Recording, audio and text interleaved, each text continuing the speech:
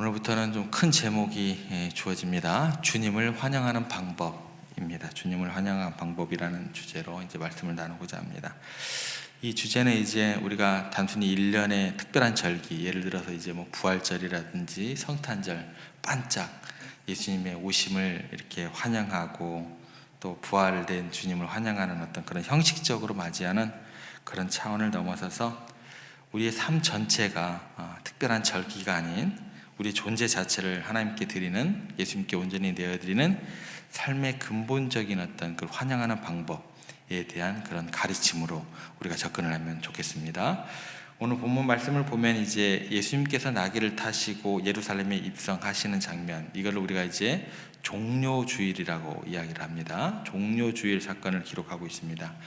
이때 이제 사람들이 예수님을 향하여 행했던 행동이 이제 자신들의 겉옷을 길에 펴서 또 나귀 등에 올려서 예수님을 환영하는 그런 행동을 취하게 됩니다.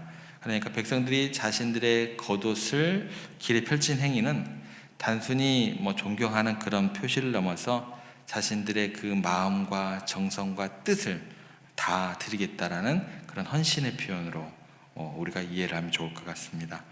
마치 중요한 손님을 초대해 놓고 손님을 맞이하기 위해서 집 안과 밖을 깨끗하게 청소하고 정리하듯이 우리가 주님을 환영하는 방법은요, 우리의 마음을 정결케 하고 우리의 삶의 우선순위를 바로잡고 주님을 우리 가운데 진정한 주님으로 모실 수 있어야 된다는 것입니다.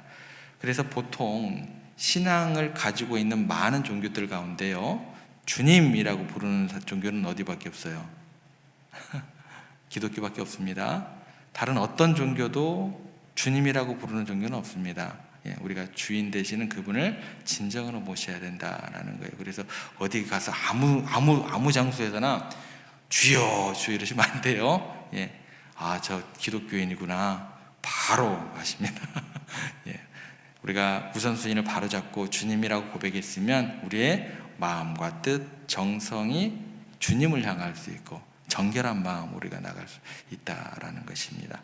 오늘 그 첫 번째 시간이죠. 첫 번째 단계로서 우리를 덮고 있는 겉옷을 벗는 그런 헌신에 대해서 좀 생각을 해보겠습니다. 오늘 말씀을 통해서 그 겉옷을 벗어야 우리가 세상적인 가치관, 헛된 욕망이라는 그 겉옷을 벗어야 참된 자유함 가운데서, 평안 가운데서 우리가 살아갈 수 있고 우리의 순수한 본래의 모습, 본질적인 나를 회복하는 그런 우리들이 되어야 될 수 있다라는 그런 말씀으로 그런 은혜를 누리는 시간 되었으면 좋겠습니다.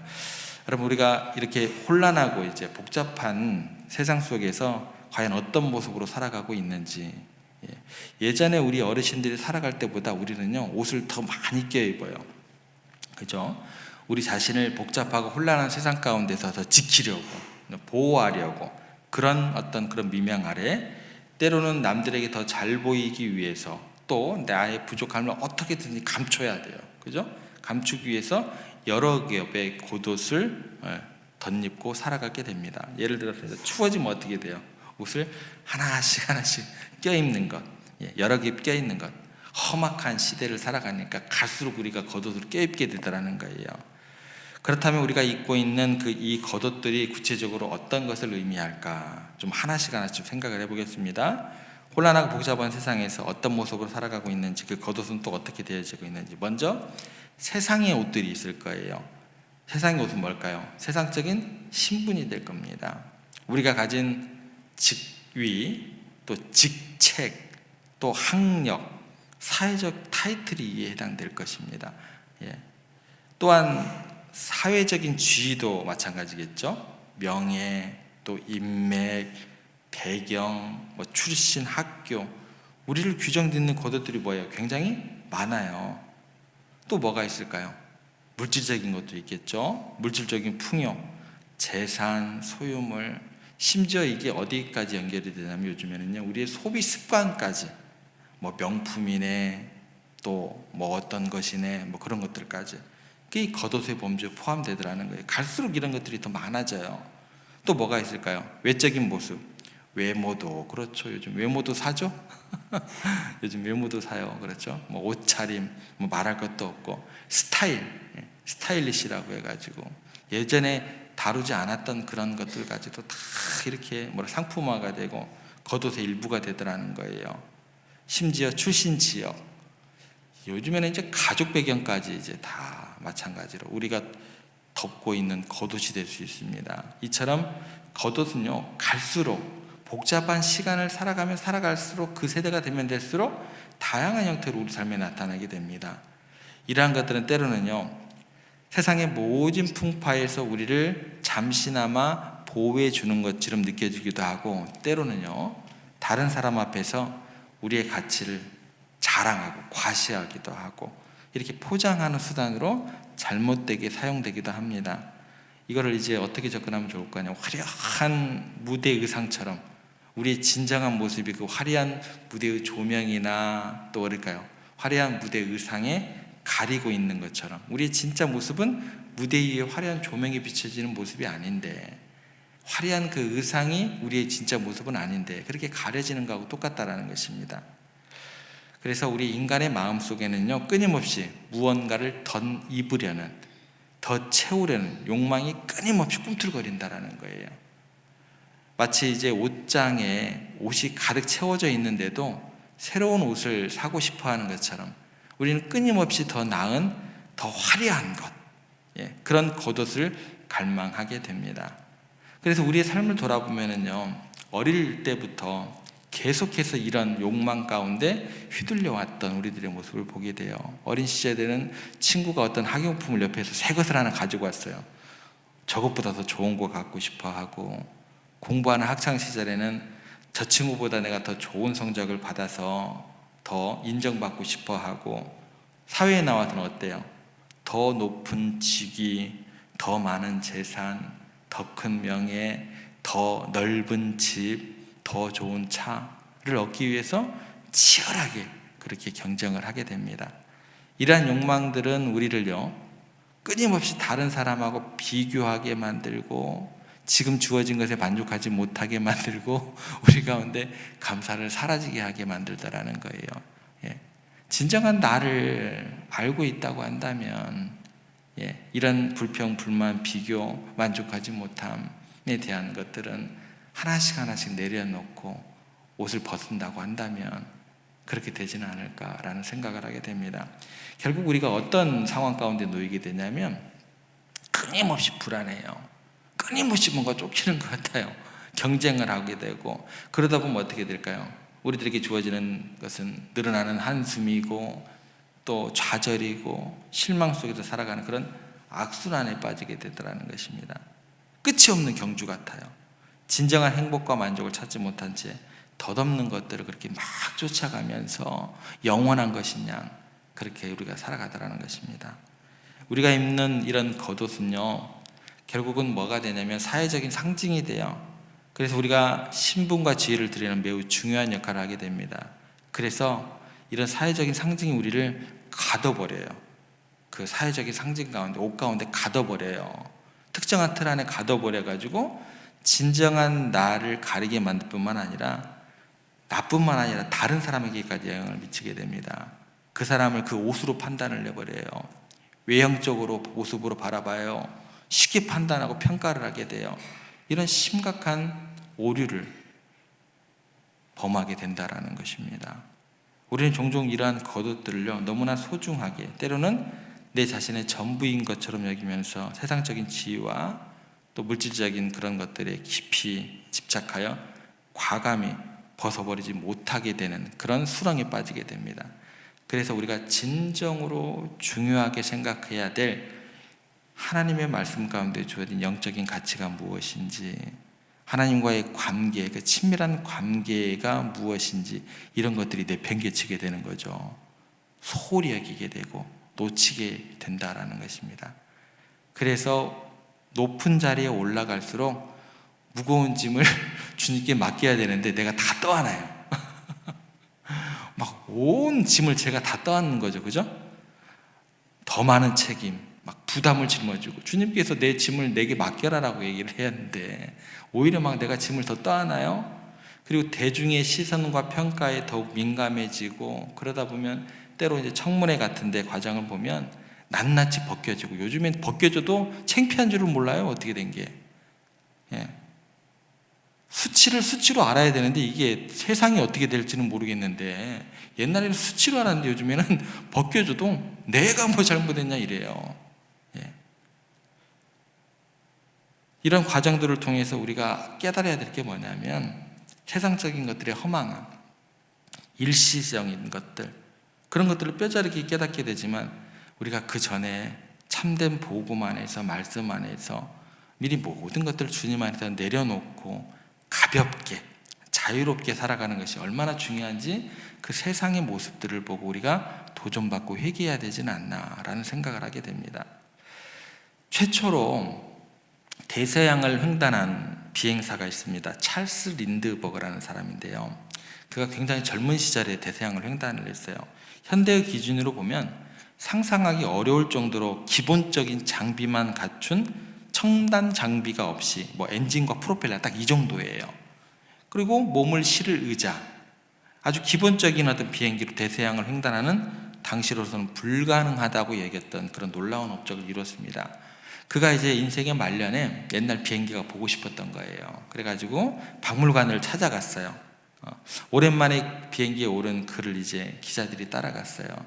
기자들 앞에서 감회에 젖어서 다음과 같이 이야기를 합니다. 이건 지금 보니까 제가 비행기라고 할 수가 없는 것입니다.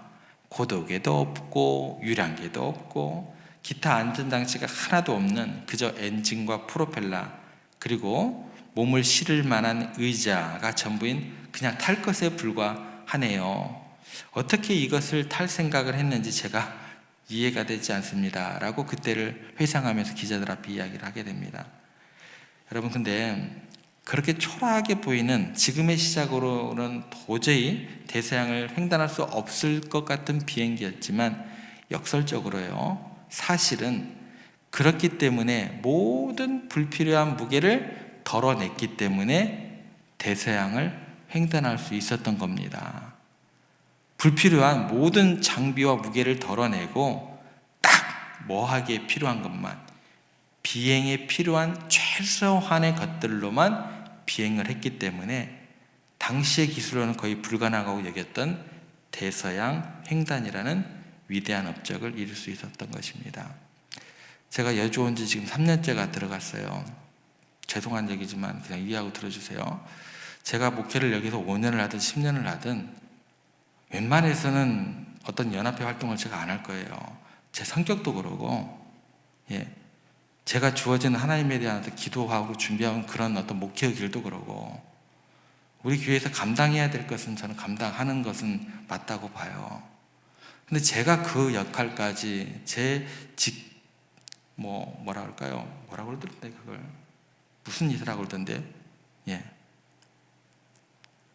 그런 것들 아직까지는 그래요. 주신 어떤 기도의 응답이 없기 때문에 그래요. 린드버거처럼 우리도 마찬가지입니다. 인생이라는 여정 가운데서요, 내가 목사면 내게 맞는 옷이 있는 거예요. 그렇죠? 내가 장로면 장로로서의 내게 맞는 옷이 있는 거예요. 내가 성도면 내가 성도로서의 옷이 있는 거예요. 세상적인 욕망과 집착, 그죠? 허영과 허세를 과감히 벗어버려야 내가 목사로서 하나님 앞에 바로 설 수 있는 거예요. 그렇게 나아갈 수 있는 거예요. 하나님께서 우리에게 각자 맡기신 고유한 사명을 그때 온전하게 감당할 수 있다는 것입니다. 어쩌면 우리가요, 천국을 가기 힘든 이유가 뭔 줄 아세요? 하나님의 놀라운 은혜를 온전히 사모하고 체험하기 힘든 이유가 뭔 줄 아세요? 너무 많은 걸 걸치고 있어요. 그래서 저는 대형교회 목사님들 굉장히 힘들 것 같아요. 너무 많은 것들 걸치고 있어요. 너무 많은 것들 손에 쥐고 있어요. 절대 못 놓습니다, 이거. 그래서 막 세습도 해야 되는 것이고 그러는 거예요. 절대 못 놓죠. 집착하고 있기 때문에 절대 천국 못 가는 것은 아닌지, 마치 무거운 짐을 지고 좁은 문을 통과해야 되는데 그게 통과가 돼요, 여러분들? 우리가 가는 길은 무슨 문인데요? 좁은 문이잖아요. 근데 온갖 것들 막 짊어지고 그 좁은 문을 통과할 수 있냐고요. 주님께서 나를 따라오라, 좁은 문을 이야기를 하셨는데, 세상적인 것들 내려놓는 것이 아까워서 아까운 걸 떠나서 이제 두렵기까지 하죠. 그죠?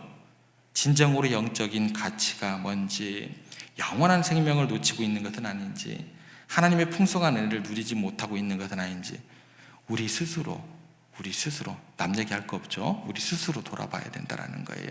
우리 교회를 돌아봐야 된다라는 거예요. 사랑하는 성도 여러분, 예수님을 믿는다는 것과 진정한 기독교 신앙이 무엇인지 우리가 중심을 잡아야 돼요. 말씀 가운데서. 신앙이란 무엇일까? 시끄러운 막 세상에서 들려오는 이상한 신학 같은 중심도 잡히지 않은 그런 잡음 말고요. 말씀 가운데서. 그것은 바로 이러한 쓸데없고 무거운 겉옷들을 하나씩 벗어내는 거룩한 여정입니다.